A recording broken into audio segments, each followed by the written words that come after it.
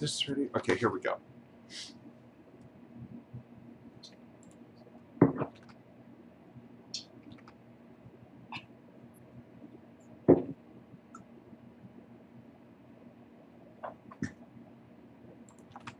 Hey everybody, how's it going? Dan Schinder here. I hope you're well wherever you are. Let us know where you are watching from. Dan Schinder here on Drum Talk TV, broadcasting to you from Globe, Arizona. Where the heck is that, Hallie? That I don't even know, and I live here.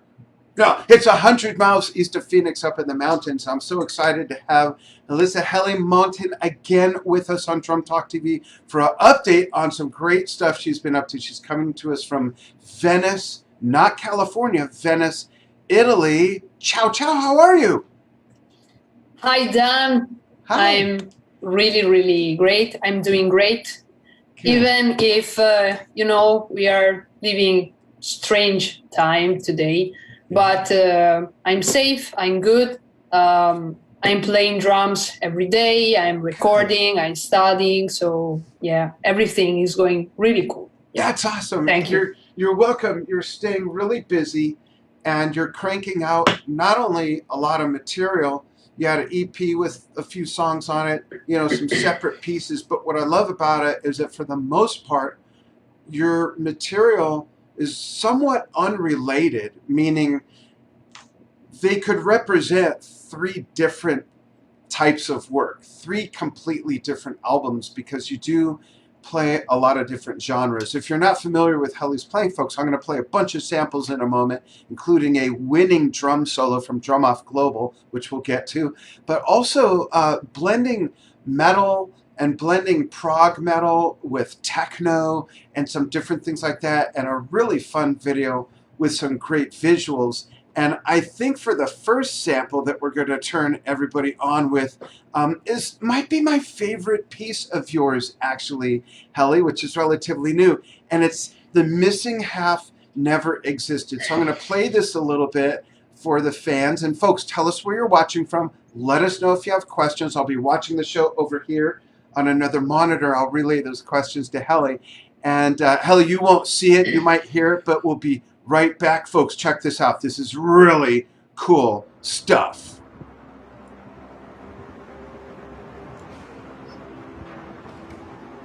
And I'm going to skip ahead to right there.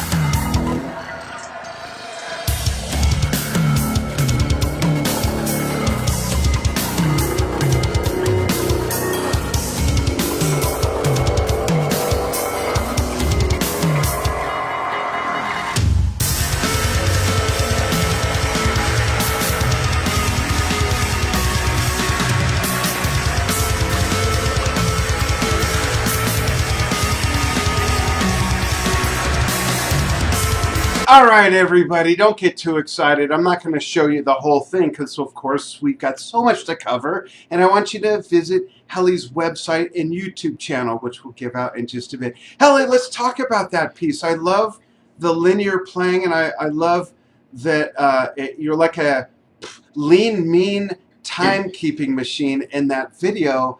And I love the style. How did that piece come up? You're the composer, not just a drummer. You're a musician that composes as well. We're going to get to something later with some singing and stuff, but let's talk about that piece. I think that might be my favorite thing I've seen you do from my musical taste.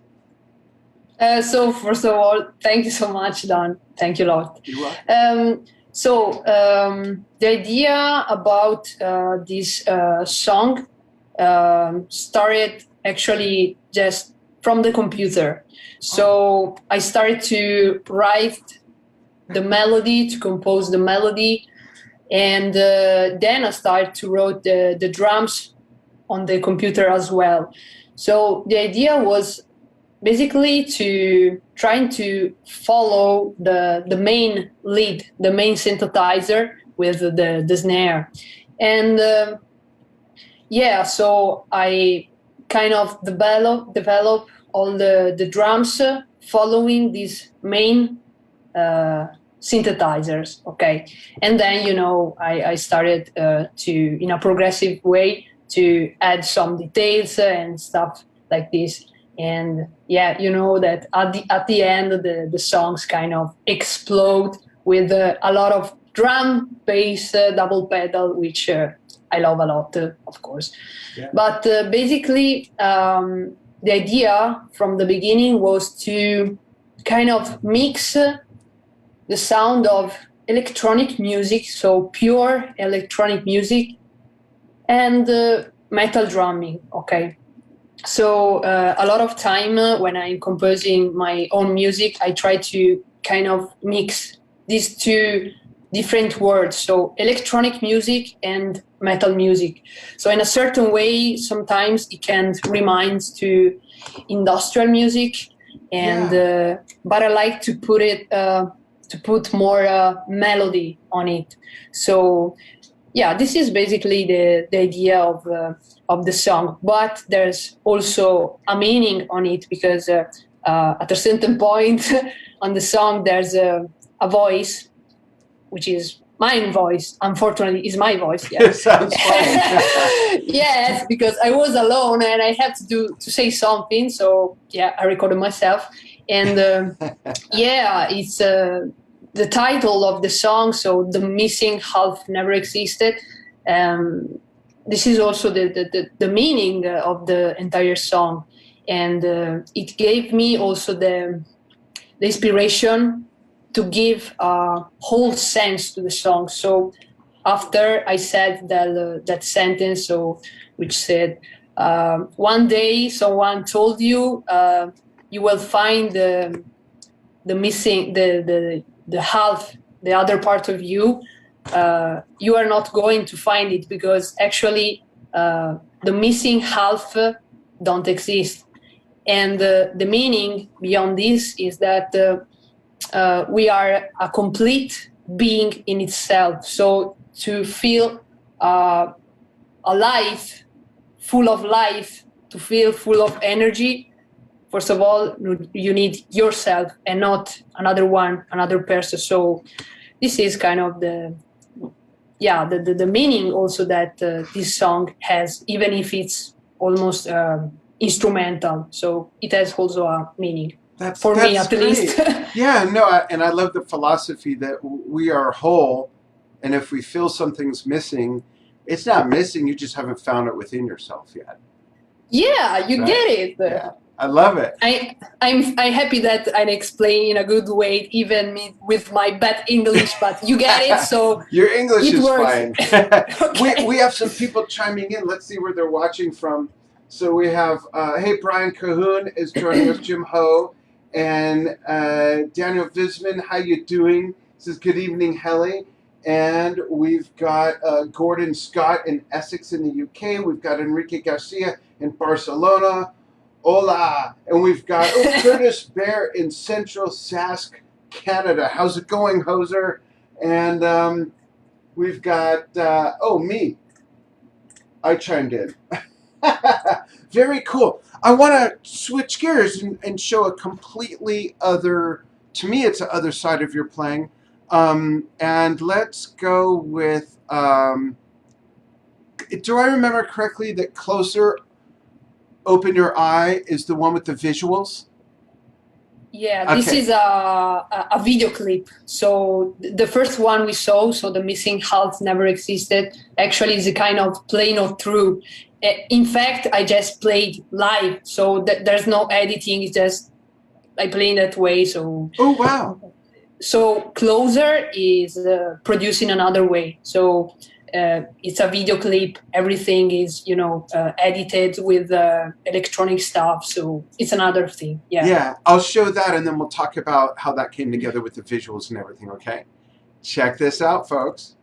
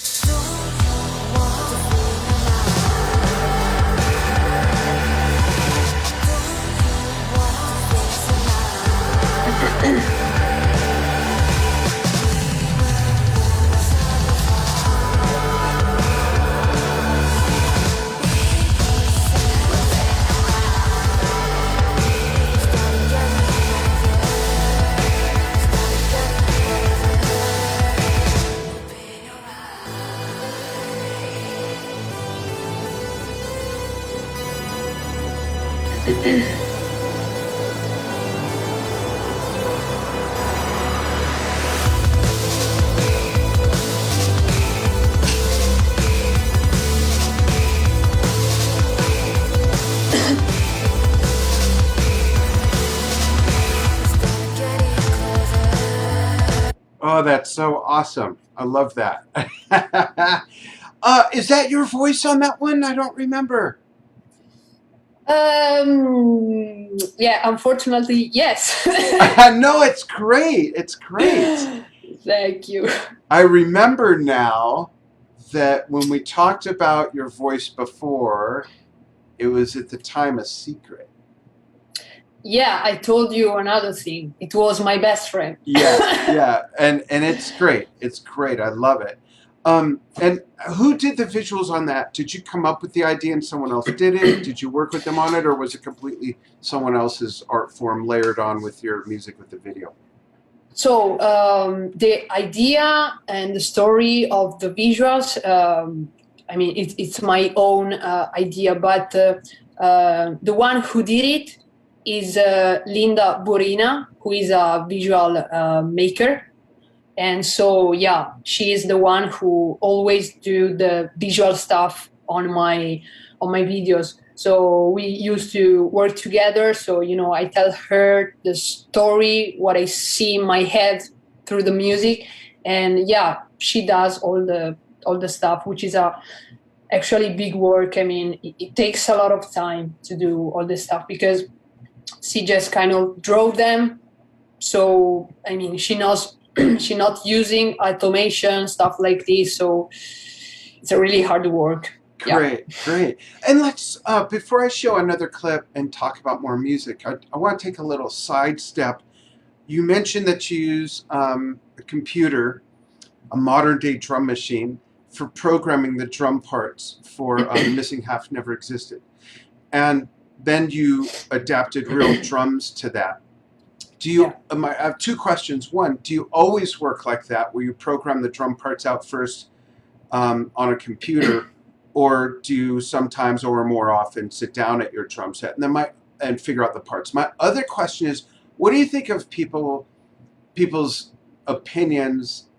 I don't know if I'm asking the question right. What would you say to people who are against computerized drums or programming or loops or sequencing?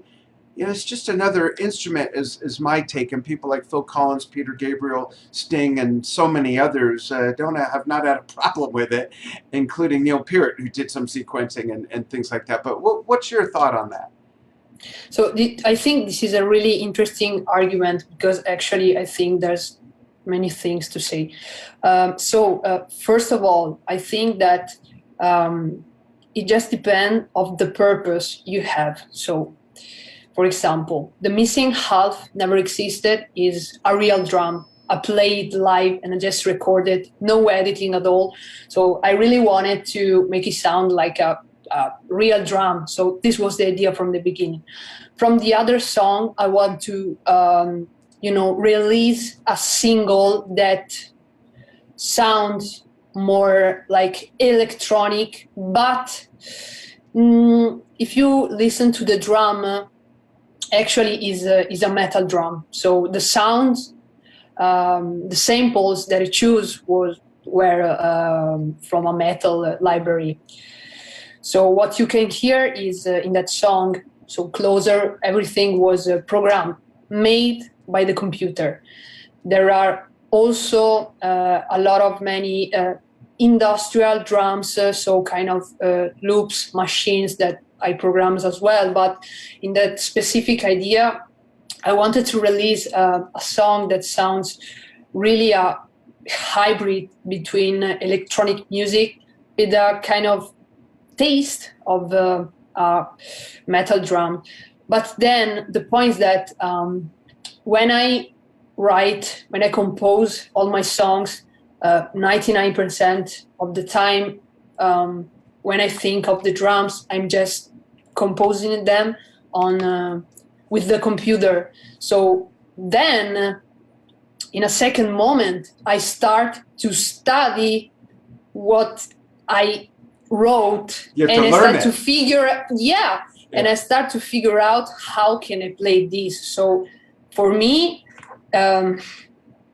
it's like every time I have to learn something new. So most of the time, when I have to go on my drum set and I have to sit there, I'm not in my comfort zone. Mm-hmm. So for me, every time I'm learning something new. So every time I'm writing new music, I like to kind of challenge myself even through my own music. So this is my way to see drum. So even if it's a long time that I don't take lesson from other drummers. I mean, sometimes I took masterclass, stuff like this, but every time I try to challenge myself with my own self. You see what I mean? Yeah. Okay. That's good though. And stepping out of your comfort zone is how we stretch, and it's how we get better, and not just fall into a rut or complacency. So that's great.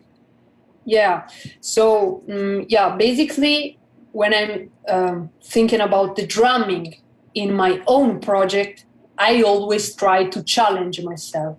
But when I have to play with my band, which is Killing Baudelaire, we play alternative metal, I used to stay more in my comfort zone, also because I'm playing with a band, there's a singer, so I also need to let the space for the other musician in order to make music with a band. So it's a different way of seeing and perceiving music. So the job is different.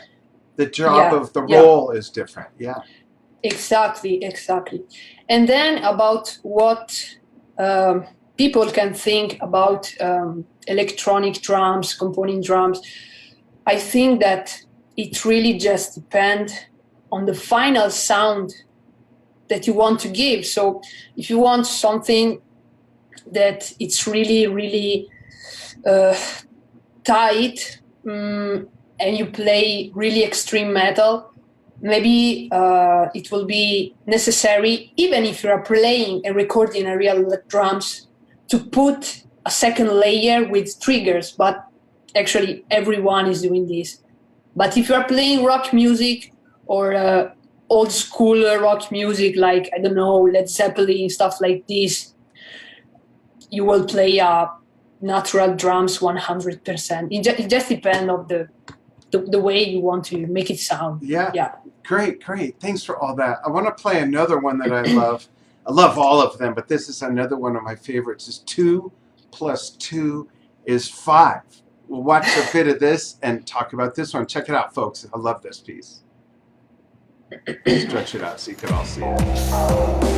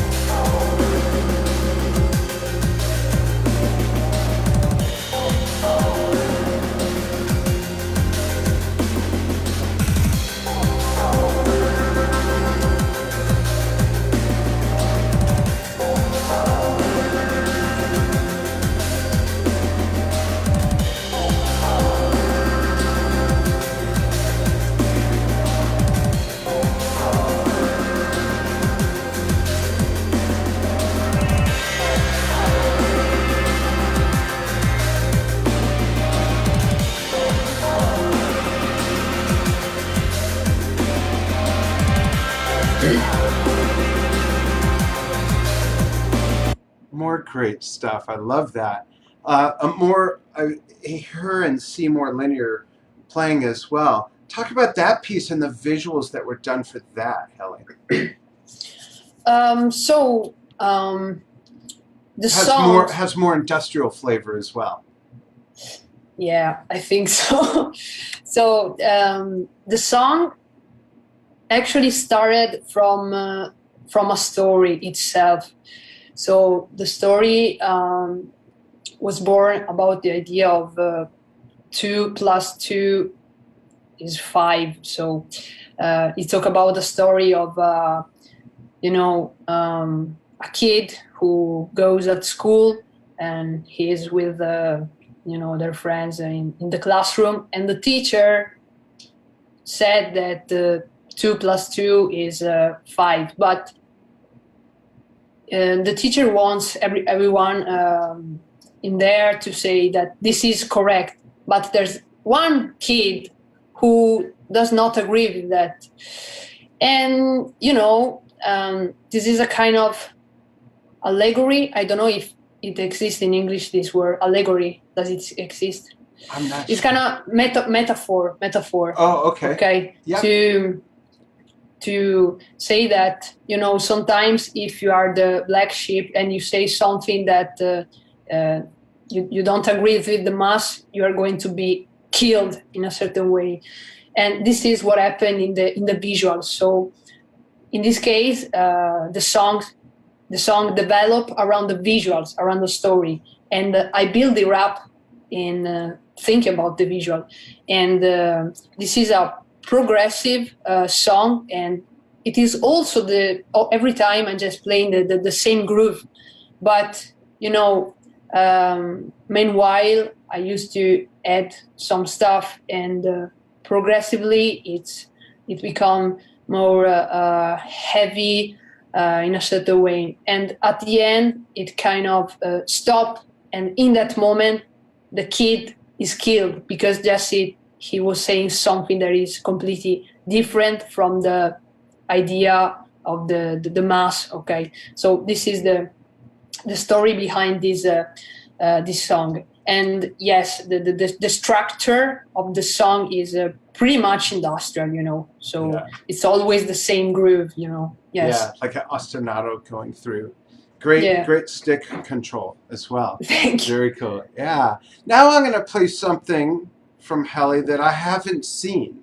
I intentionally wanted to wait until the show to watch this myself, but I have so much confidence in Helly as a musician that I wasn't worried, whether or not, what if I show something that I should have watched first? There's like no risk in that. This is your drum off drum solo, and you won the national as the national champion for Italy for the drum off global. Is that correct? Yes, Great. exactly. And the solo, before we play it, is the whole thing improvised? Is it something you've always been doing? Is it something you structured and rehearsed and rehearsed and rehearsed for this event? How did the composition of the solo come about? So actually, there's almost nothing improvised there. This is kind of, I build it up. So I developed the idea based on a main theme. Okay, so there's a main theme, and then I started to structure all the entire solo. So also this one is a progressive structure, I can say, and the idea was to starting with something soft that then start to grows up, and then it ends kind of in the same way it began. So this is a kind of progressive. So it's kind of like the circle of life. We start out as babies pooping in our pants, and if we live long enough and get old enough, we end up pooping in our pants. Yeah, I'm surprised. No, I'm surprised about what just you said, because actually, I also try to put a meaning on this, because even if it's just a drum solo, the name I gave it is Samsara, and Samsara talks about the circle of life, rebirth, life, death, and rebirth. So just from the beginning, I also was following a kind of philosophical stuff, and then I build up the solo, turning around this idea. So that's great. Let's watch it. So folks, you're watching this for the first time with me. Here we go. Let's check this out.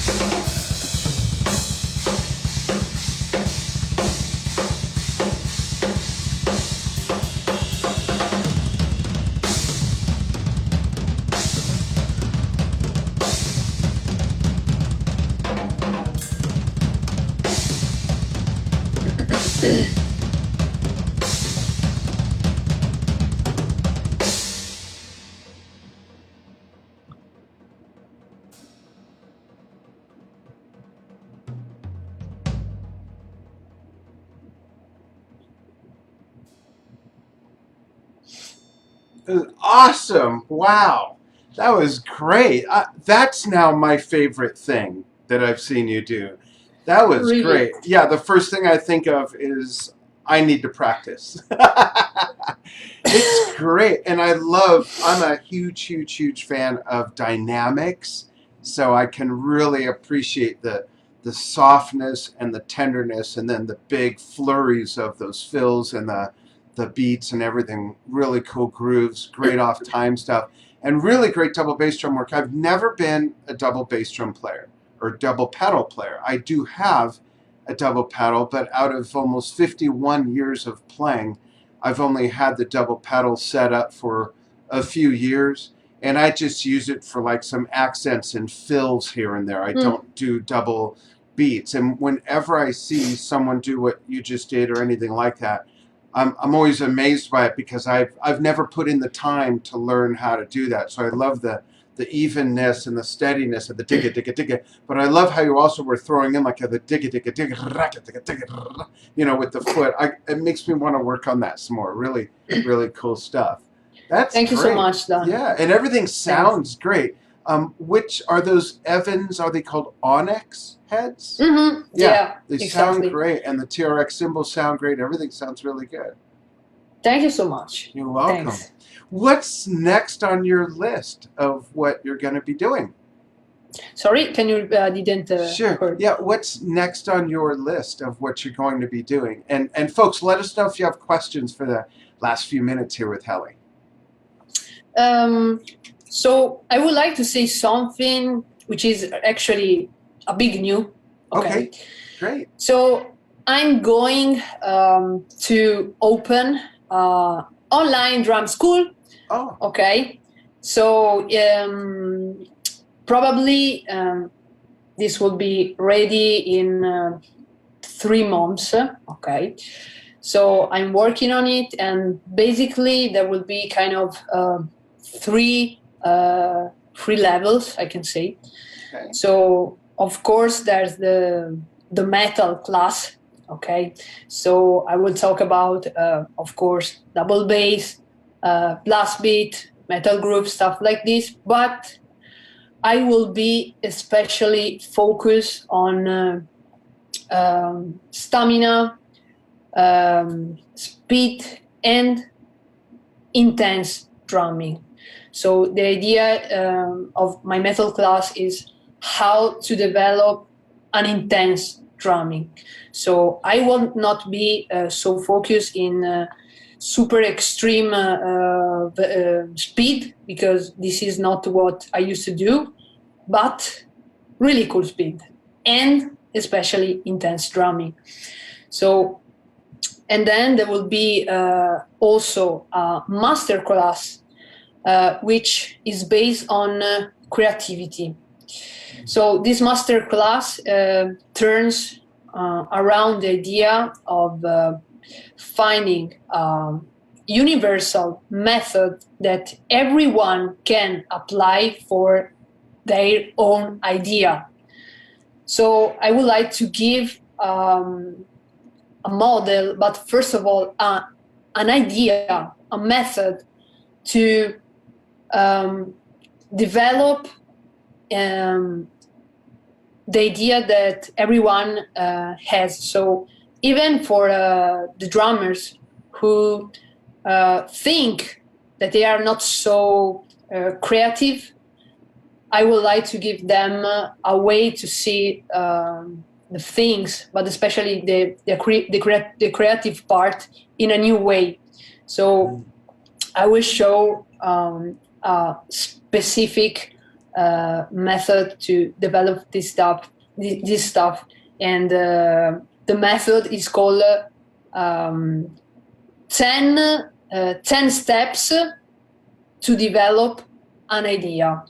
Oh, wow. And it also includes the use of double pedal, but I mean, actually, this is something that can be useful not only for drummers, but also for other musicians. I mean, if you play guitar or bass or wherever, you can apply it. So there's a kind of philosophy behind it. So in Latin, it's called horror vacui, that means fear of the emptiness.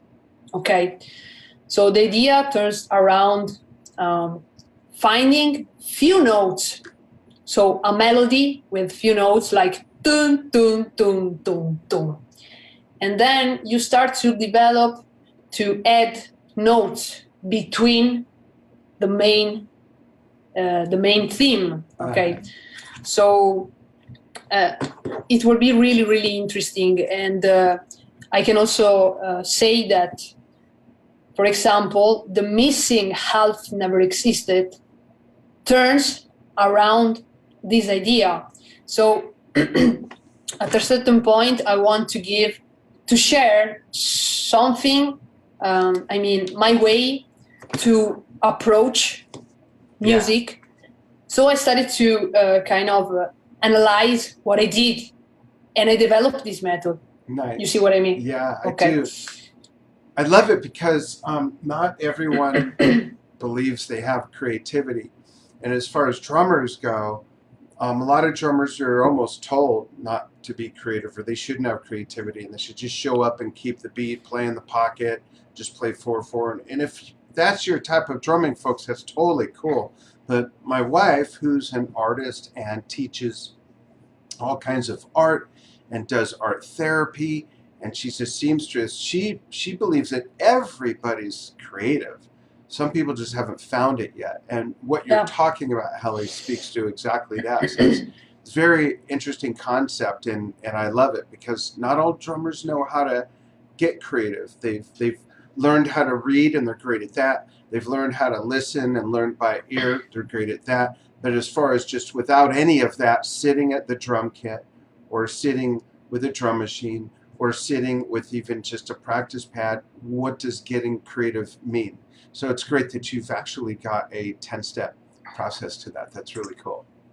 Yeah, I agree 100% with what you said. I think that, actually, everyone has a creative power, because this is what we are, okay? We are creative, but just that people a lot of time don't see it, because there's something that, stuff that make you think that you have limits. Yeah. But if you start to see a kind of light, a kind of a way that can show you just the beginning of this creative process, you just need kind of a little piece to make you, that can help you to start to think in a new way. So once you have that, you start to see all the things in a really open way. And I can tell you that, I mean, for me, I can say that I started to be creative since kind of not a lot of years ago, but kind of maybe 6 years ago, because I think that also the age, I mean, that you have can mean something, and also the experience. Yeah. But when you start to see and to understand the universal, way that allows you to make things, then you start to see that there's a way there's a process. So if you start to read, understand how it works, this creative process, really you start to produce a lot. And I can tell you that, I always have a lot of ideas, not only in drumming, but also in music. So I really hope that this masterclass, which is called 10 Steps to Develop an Idea, how to develop an idea in 10 steps, that could help drummers, but also other musicians to develop their own idea. So Great. Yeah, awesome. Before we go, a couple quick things. Your Facebook page is tagged in this post, so folks, if you want to follow Helly on Facebook, she's tagged in the description of the post. Helly, what is your website? And then give out your YouTube channel, and Stephen will put it in the comments there for everybody.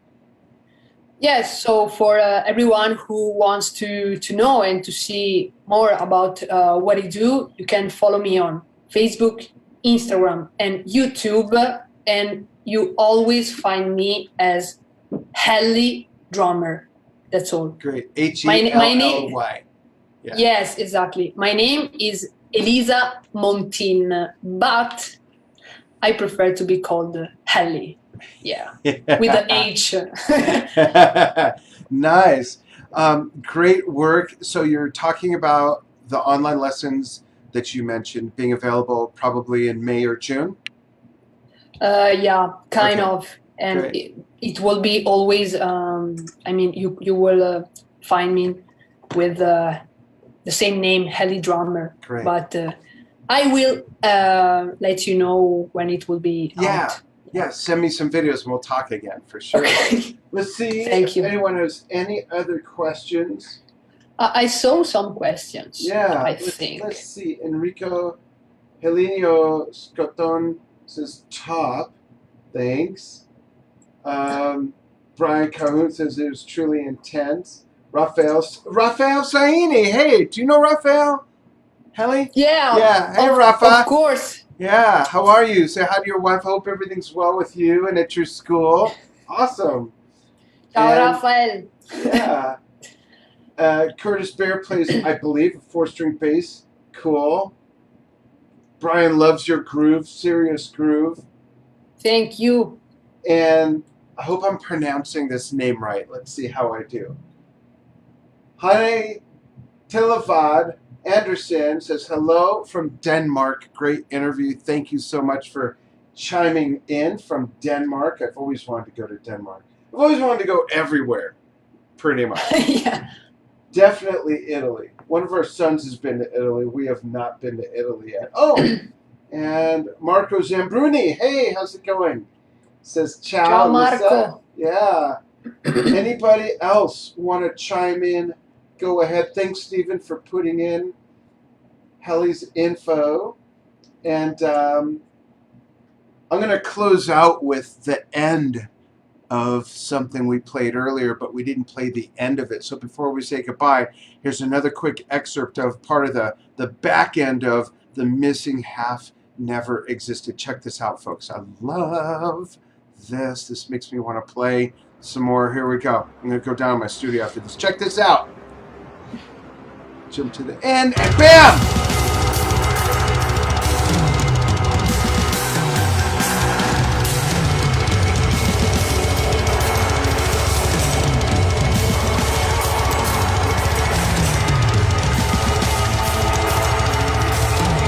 Wait, let's rewind and see that again. Check out this insanity.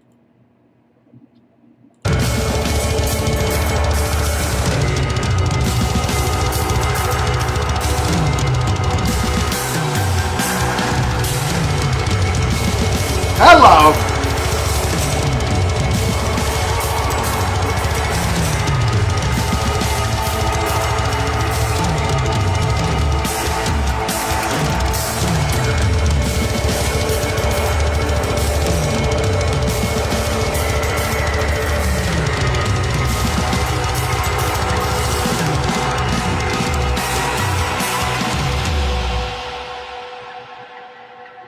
Wow, I need a nap after watching you do that. That's just amazing at the end of that.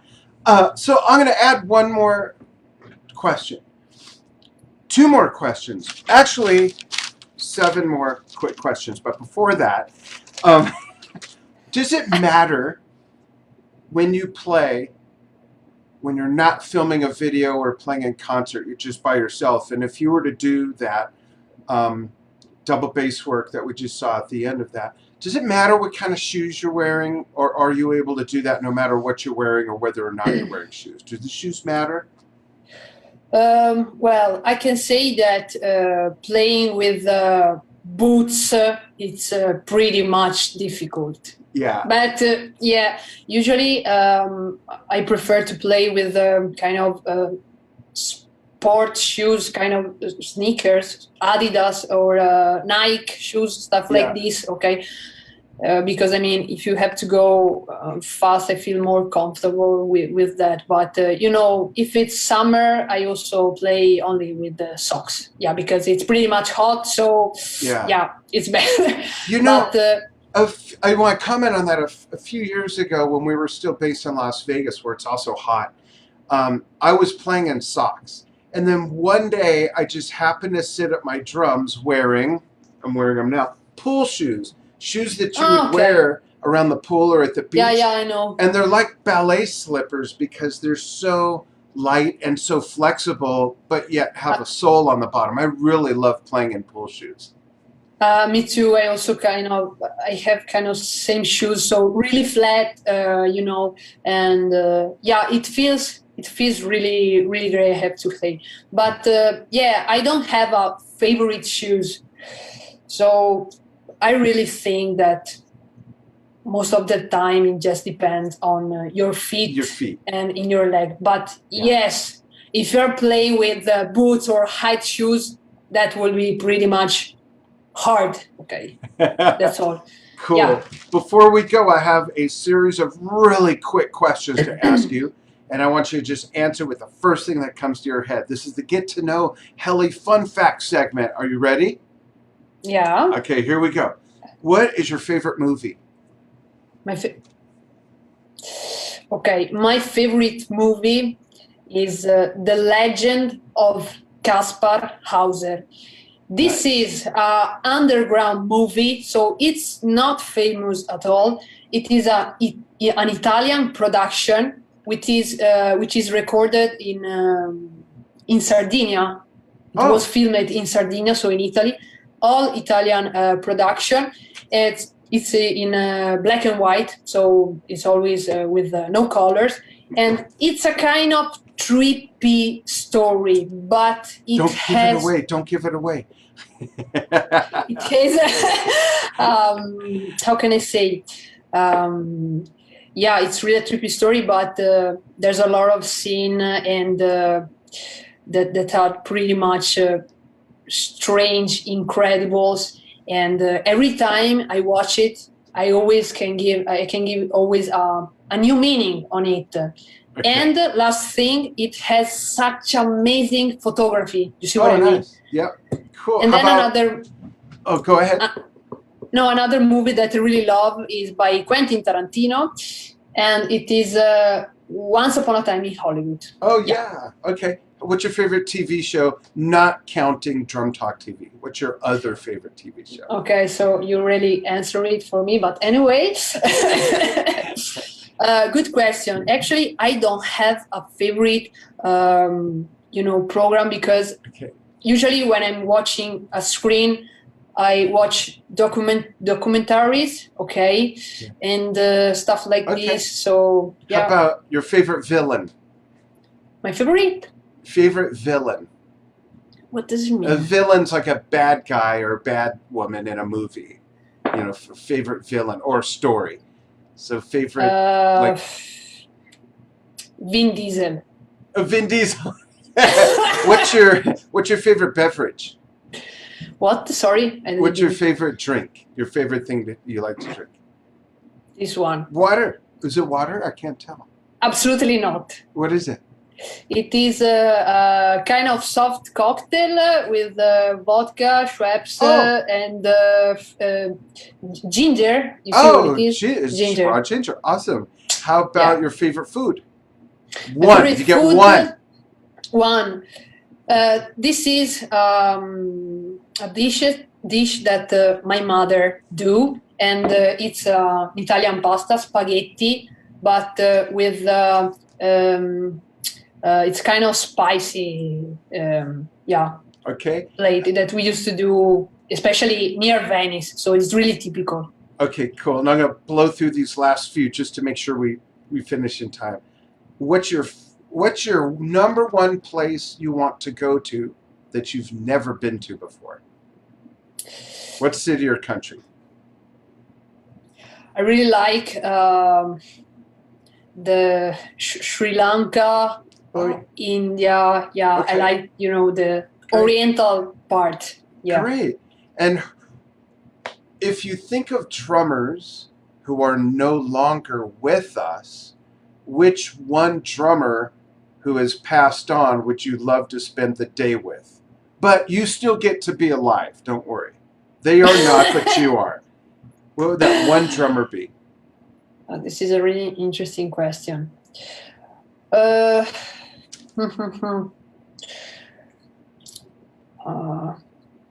actually, my favorite drummers, I think that they are all alive. But if I can say old one, the drummer of the Doors, but I think he's already alive. Yeah. Yeah. He's still So alive. Okay, that's interesting. I would never have thought that from your playing. Cool. And lastly, what's the best advice someone has ever given you? About drumming? About anything. About anything. So I think that it was a metal drummer, extreme metal drummer, who just gave me a lesson for just one day. Okay. He's an Italian drummer, and he's Jonathan Garofoli, and he plays especially black metal stuff like this. And one thing he told me, because the first time we went, we were in the same concert. Okay, so he was with his band, and I was with mine. And he told me, "You are a promise of metal." So he kind of really believed in me, and he always told me to keep on doing that kind of stuff. So always playing, keep on playing, and keep on playing metal drumming, because I always play this kind of music, but I also play other stuff. But it allows me to feeling comfortable with all the other things. So it was kind of an encourage to always working hard and hitting hard, what I mean. Awesome. Great. Helly, thanks so much for taking time to join us all the way from Venice, Italy. And thank you, everybody, for watching. I'm going to send Helly this link. Actually, I'm sure you could find it, but I'll send you the link. Maybe over the next few days, check comments. There might be some new questions, some new stuff. Thanks, everybody, for following what we do here on Drum Talk TV. Sign up for our newsletter. There's a sign-up button on the Drum Talk TV Facebook page. That's where we show replays of interviews that have happened, and it's where we announce all of our interviews and shows and special things going on first, as well as sometimes giveaways and contests. So Helly, thank you so much. Hang on.